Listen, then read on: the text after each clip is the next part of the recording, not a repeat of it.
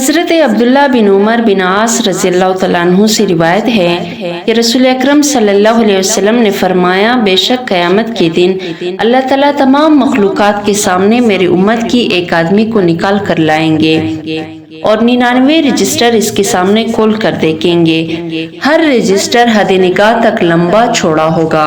اگر آپ ہمارے چینل پہ نئے ہیں تو پلیز ہمارے چینل کو سبسکرائب کریں اور بیل آئیکن کو پریس کریں تاکہ ہماری ہر نئی آنے والی ویڈیو آپ تک سب سے پہلے پہنچ سکے۔ پھر اللہ تعالیٰ پوچھیں گے، کیا ان میں سے کسی چیز کا تو انکار کرتا ہے؟ وہ جواب دے گا، میرے پروردگار نہیں۔ اللہ تعالیٰ پوچھیں گے، کیا کوئی عذر معذرت کرنی ہے؟ وہ کہے گا، میرے پروردگار نہیں۔ اللہ تعالیٰ فرمائیں گے، کیوں نہیں؟ بے شک تیری ایک نیکی ہے، یقیناً آج تجھ پر ظلم نہیں ہوگا۔ بس ایک پرچی نکالی جائے گی جس پر لکھا ہوگا، اشہد ان لا الہ الا اللہ و اشہد ان محمدًا عبدہ و رسولہ۔ اللہ تعالیٰ فرمائیں گے، اپنے وزن پر حاضر ہو جاؤ۔ وہ کہے گا، میرے پروردگار، یہ اس پرچی کا ان رجسٹروں کے مقابل کیا وزن ہوگا؟ اللہ تعالیٰ فرمائیں گے، بے شک تجھ پر کوئی ظلم نہیں ہوگا۔ آپ صلی اللہ علیہ وسلم فرماتے ہیں، ان رجسٹروں کو ایک پلڑے میں رکھا جائے گا اور اس پرچی کو دوسرے پلڑے میں۔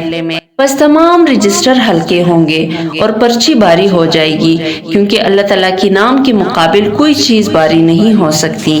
اس حدیث میں یہ ہرگز نہ سمجھ لیا جائے کہ ہم نے اگر کلمہ پڑھ لیا ہے تو ہمیں کسی اور عمل کی ضرورت نہیں، بلکہ کلمہ اگر اخلاص کے ساتھ پڑھا ہو تو اس کا مطلب ہی یہ ہے کہ انسان اب اپنی تمام زندگی اللہ تعالیٰ کی فرامین اور نبی کی سنت کے مطابق بسر کرے گا۔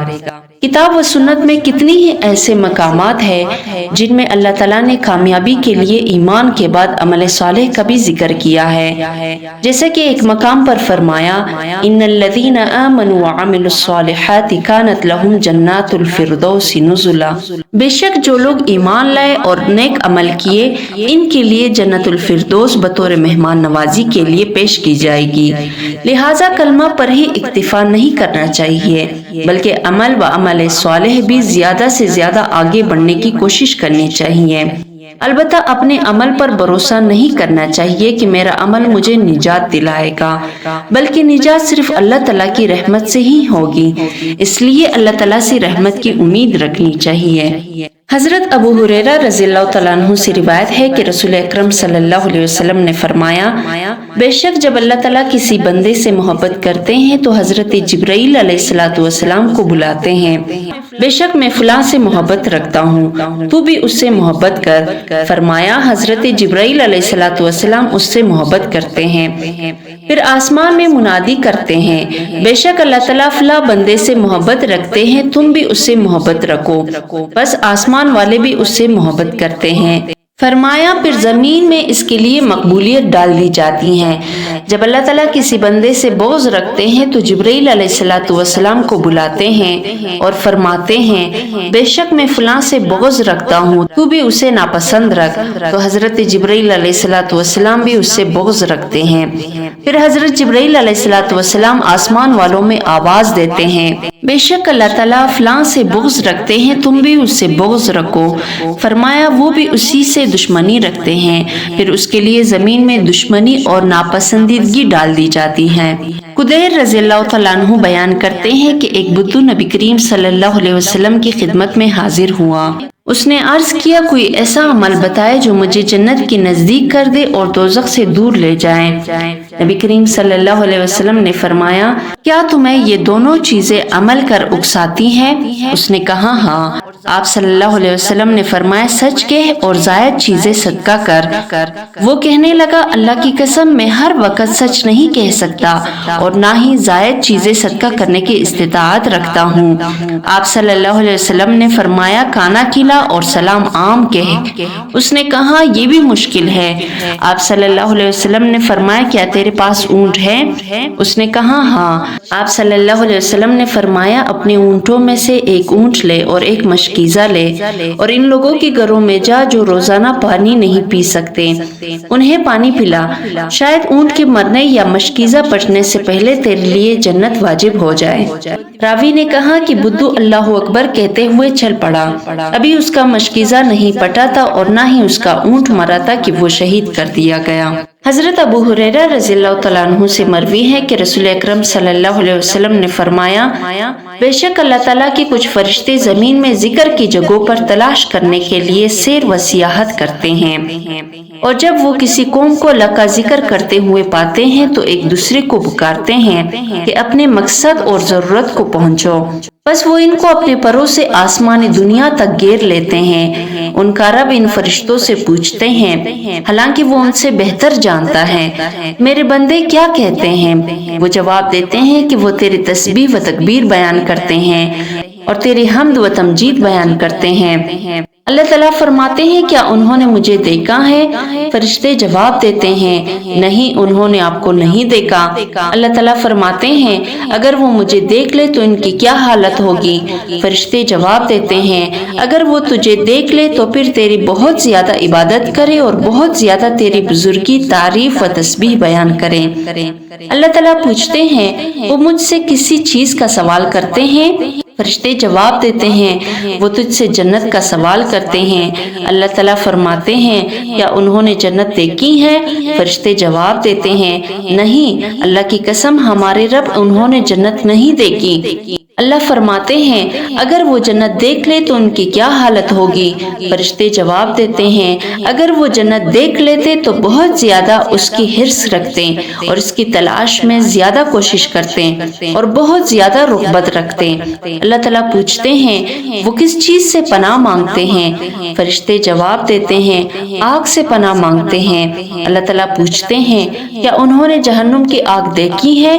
فرشتے جواب دیتے ہیں، نہیں ہمارے رب، اللہ کی قسم انہوں نے اسے نہیں دیکھا۔ اللہ تعالیٰ فرماتے ہیں، اگر وہ اسے دیکھ لے تو ان کی کیا حالت ہوگی؟ فرشتے کہتے ہیں، اگر وہ اسے دیکھ لے تو اس سے بہت زیادہ رائے فرار اختیار کرے اور بہت زیادہ ڈرے۔ اللہ تعالیٰ فرماتے ہیں، میں تمہیں گواہ بناتا ہوں کہ یقیناً میں نے انہیں بخش دیا۔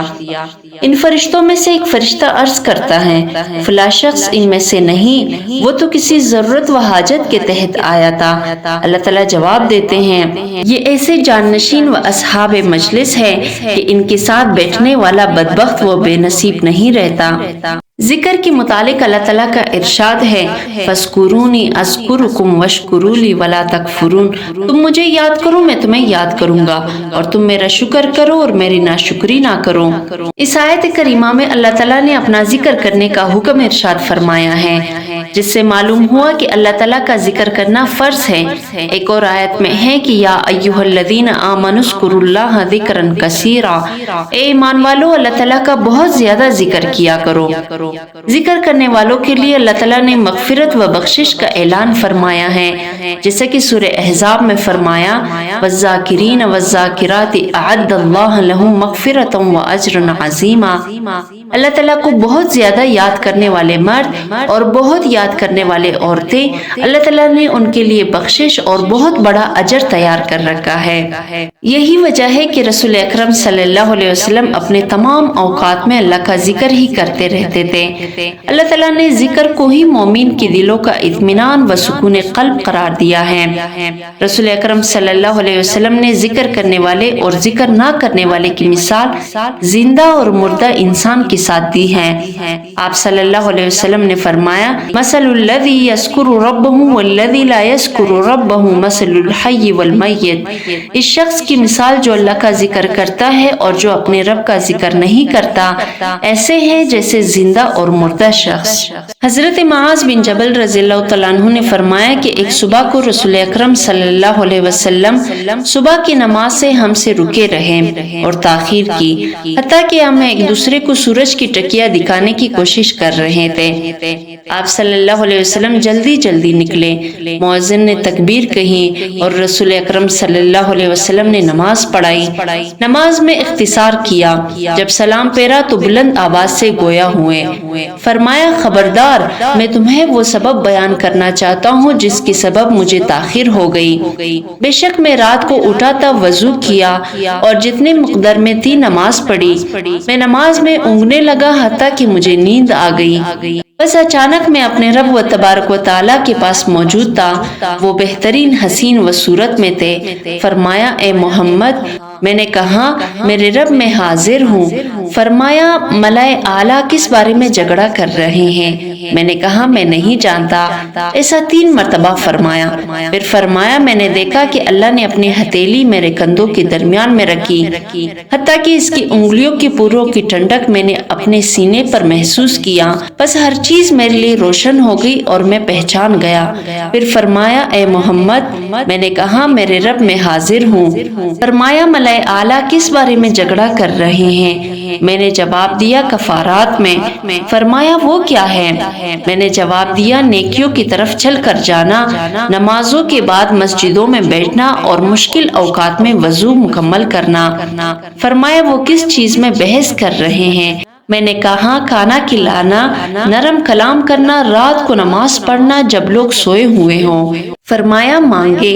میں نے دعا کی یا اللہ میں تجھ سے نیکیاں کرنے، برائیاں چھوڑنے اور مسکینوں سے محبت کرنے کا سوال کرتا ہوں، اور تو مجھے بخش دے اور مجھ پر رحم کر، اور جب قوم کو فتنے میں ڈالنے کا ارادہ کرے تو مجھے فتنے میں ڈالے بغیر فوت کر لینا۔ میں تجھ سے تیری محبت اور تیرے محبت کی قریب کرنے والے عملوں میں سے محبت کا سوال کرتا ہوں۔ رسول اکرم صلی اللہ علیہ وسلم نے فرمایا یہ حق سچ ہے، انہیں پڑھو اور انہیں سیکھو۔ ان احادیث سے معلوم ہوا کہ 3 کام ایسے ہیں جو گناہ مٹانے کا باعث بنتے ہیں، اور 3 ایسے ہیں کہ بلندی کا ذریعہ بنتے ہیں۔ گناہ مٹانے والے 3 کام یہ ہیں: باجماعت نماز کی طرف پیدل چل کر جانا، ایک نماز کے بعد دوسری نماز کا انتظار کرنا، اور ناپسندیدگی کے باوجود وضو مکمل کرنا۔ اور جو اعمال درجات بلند کرتے ہیں وہ یہ ہیں: سلام کو عام کرنا، کھانا کھلانا، اور جب لوگ سوئے ہوئے ہو تو راتوں کو نماز پڑھنا، یعنی تہجد کا اہتمام کرنا۔